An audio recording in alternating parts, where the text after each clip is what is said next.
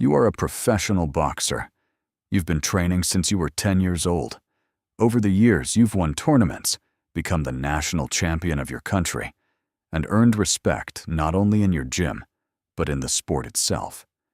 You're confident in your skills. You know how to fight. And deep down, you believe you could knock out almost anyone, especially someone who has never trained striking. One day, you run into an old friend. You sit down together for a coffee. He asks how your boxing career is going. With a smile, you tell him you're living the best moment of your life as a fighter, knocking opponents out, getting paid to fight, dominating the national scene. He looks impressed and congratulates you.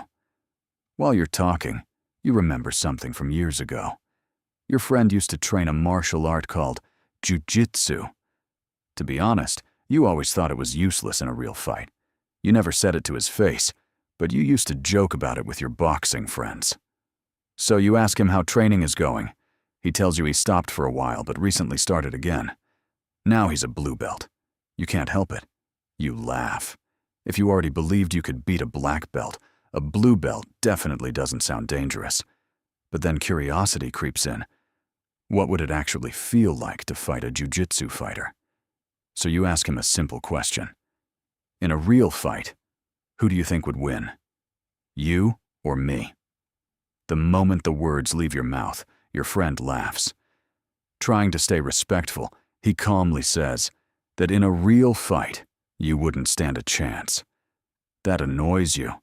You've trained since childhood. You've fought real opponents, built a career in combat sports, and your friend, who barely trains consistently, is telling you that you wouldn't have a chance. You push back and tell him the opposite. If anything, he would be the one with no chance. He shrugs. If you want, we can find out. He tells you his house is nearby, and there's an MMA cage in his garage. You smile. Perfect. You accept immediately. When you arrive, he hands you a pair of strange gloves. Small gloves, with almost no padding. Your fingers stick out. Nothing like boxing gloves. But instead of worrying, you feel pleased. If anything, it means your punches will hurt even more. Soon, you're standing face to face inside the cage. You touch gloves. The fight begins. You're calm.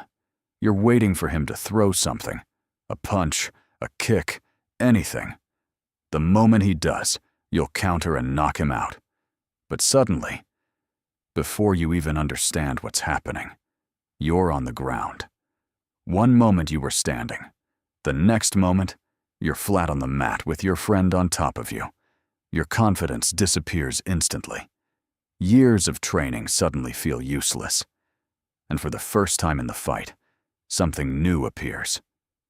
Fear. Before you can react, he starts punching you. Instinctively, you try to control his arms, but suddenly he shifts to the side. He stops punching. Now he's twisting your arm. You've never felt pain like this before. You don't know what to do. You don't know how to escape. The pressure keeps increasing until the pain becomes unbearable. Finally, you tap. You give up. After all your fights, after getting knocked down and standing back up, after knocking out opponents heavier than you just surrendered to a friend who probably weighs less. You lie on the mat, breathing heavily, staring at the garage ceiling.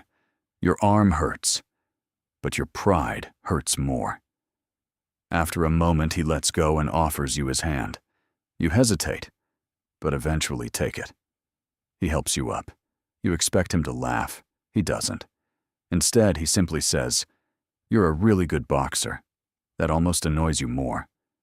"How did you do that?" you ask. He shrugs. "In boxing, the fight stays standing," he says. "In jiu-jitsu, the fight really starts on the ground." You look down at the mat, replaying everything in your head. You didn't lose because you were weak. You lost because you didn't understand what was happening. Your friend tosses you the gloves. "Want to go again?" 10 minutes ago, you walked into this garage thinking you were about to teach him a lesson. Now, You're the one who learned something. You shake your head. Not today, you say. Then you pause and add, but tomorrow, you're teaching me how to do that. Your friend smiles, and just like that, what started as a fight becomes the first day of a completely new kind of training.